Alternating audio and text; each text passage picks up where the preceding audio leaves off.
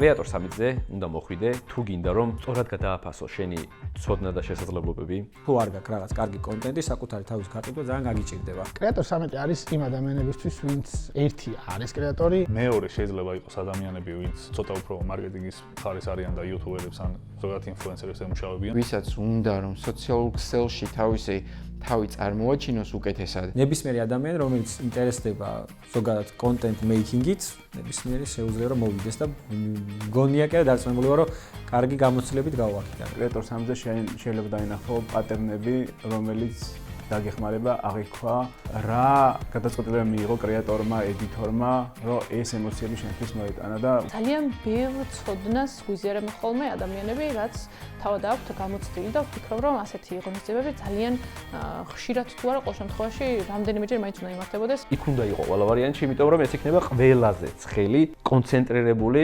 საინტერესო ადგილი საქართველოში კონტენტ კრიეიტინგის კუთხით.